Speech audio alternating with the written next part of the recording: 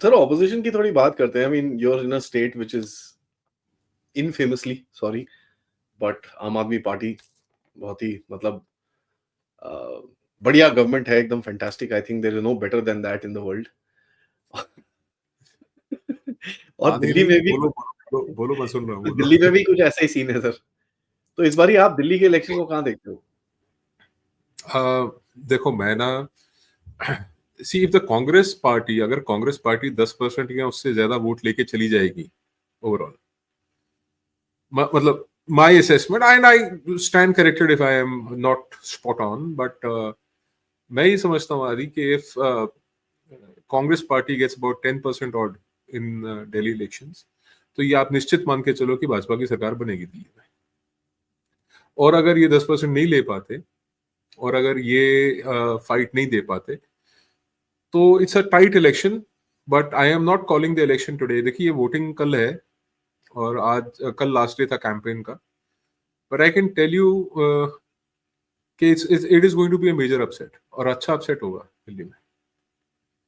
और ये दिल्ली का इलेक्शन आपको, मतलब मेरे ना कई सारी, I spoken to you in the evening, मैंने शाम को भी बात की थी आज, मेरे कई सारी टिकटॉक पर मेरे को बड़ा एतराज था, बट मेरे को नहीं पता है क्या राजनीतिक मजबूरियां होंगी। I have no clue also, and मैं कोई बहुत ज्यादा इन चीजों के ऊपर कमेंट नहीं करना चाहता, and I have a very opposite stand, specially जिन लोगों ने एक वक्त पे दबा दबा के गालियां दी हो, जिन लोगों ने मनुस्मृति जलाई हो, जिन्होंने रामचरितमानस फाड़ी हो, उनको अगर आप टिकटें दे रहे हैं तो मतलब you should reconsider your decision,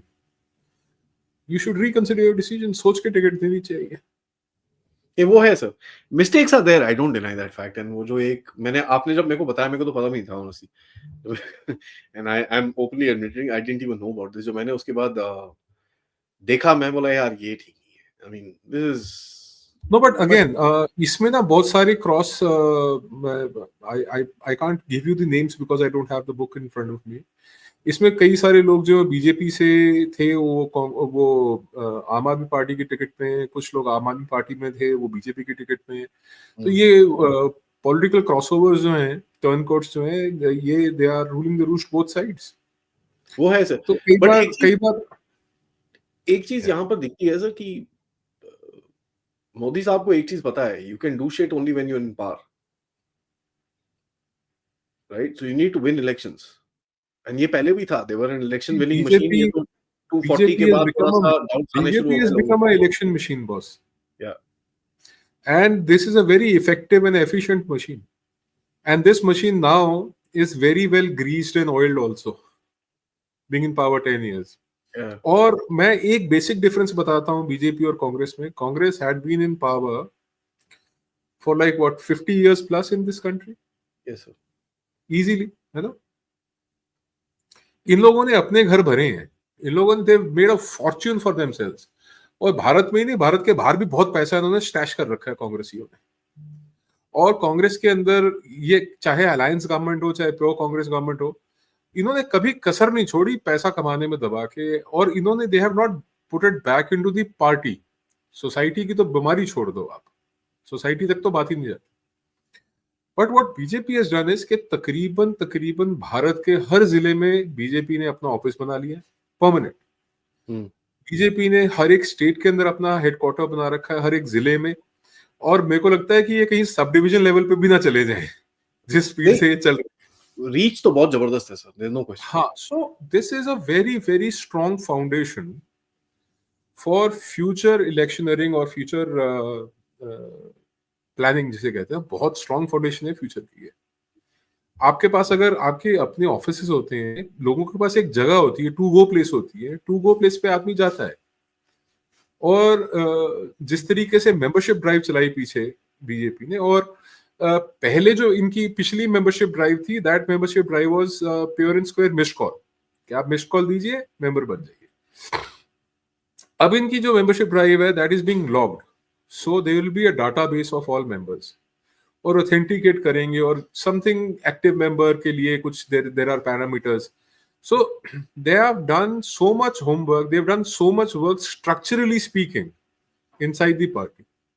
तो मेरे को लगता है that confidence of getting anybody on board and trying to get the person winning the election, तो मेरे को लगता है दे आर इस्टेब्लिशिंग, वो जैसे वो मूवी है ना पुष्पा में वो हाथ छापता है पीठ पे, ये ब्रांड है मेरा, तो वो कमल का फूल ना इन्होंने ब्रांड बना लिया अपना। और ब्रांड एम्बेसडर इनके पास वो है जिसकी यूएस का प्रेसिडेंट, ऑस्ट्रेलिया का प्राइम मिनिस्टर, इटली की प्राइम मिनिस्टर, रशिया का प्रेसिडेंट, ये लोग सब उसके ब्रांड एम्बेसडर के, आप समझो how do I put it, ये लोग सब उनके एडवर्टीजर्स हैं। कोई खड़ा होकर सलूट कर रहा है, कोई कह रहा है यार मेरे बाप जैसा है, कोई कहता है आइडल है। So when you have a brand ambassador, जिसके ब्रांड एम्बेसडर्स आगे दुनिया के वर्ल्ड लीडर्स हैं, तो you become larger than life, and that is what the situation appears to be now.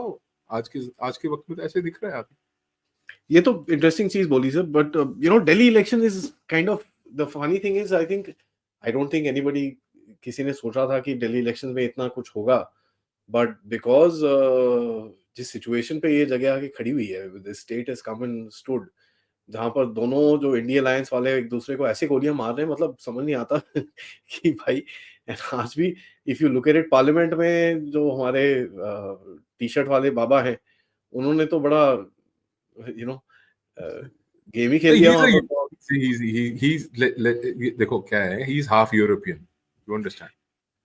तो दिल्ली की सर्दी, वो गाना है ना, दिल्ली की सर्दी, वो दिल्ली की सर्दी उसको लगती नहीं है, बिकॉज यूरोप में ज्यादा ठंड होती है। हाँ, सो ही इज हाफ यूरोपियन यार। आई मीन क्या बोलोगे यार, ही अब यार मैं Aadi, I don't want to discuss him, actually publicity मिलती है उसको बात करने से। मैं the reason I asked you this question is वो दोनों के बीच में जो एक सो कॉल्ड इंडी अलायंस बनाया था, एंड बीजेपी साइड में खड़े होकर चने खा रही है, बाकी ये दोनों लड़ रहे हैं आराम से करके। नहीं, एक चीज और इंटरेस्टिंग है, देयर आर सर्टेन डिजाइन्स, जो कई ऐसी चीजें जो आप और हम शायद आज रियलाइज नहीं कर रहे, और मैंने ये बात आज से 3 साल पहले कही थी कि कांग्रेस पार्टी और आम आदमी पार्टी को जो हाथ कठपुतलियों की तरह चला रहे हैं, वो एक ही के हैं। That's the same. तो ये इनके अलायंसेस और इनके डिफरेंसेस, ये सब चीजें मैटर नहीं करती। एंड ऑफ द डे इनका जो इवेंचुअल एम था 2024 के इलेक्शन में, 2024 के इलेक्शन में अगर बिल्कुल कायदे से सच्चाई के ऊपर चर्चा की जाए, तो भारतीय जनता पार्टी प्रधानमंत्री मोदी के नेतृत्व में केवल कांग्रेस पार्टी या उन अलायंसेस के अगेंस्ट चुनाव नहीं लड़ रहे थे।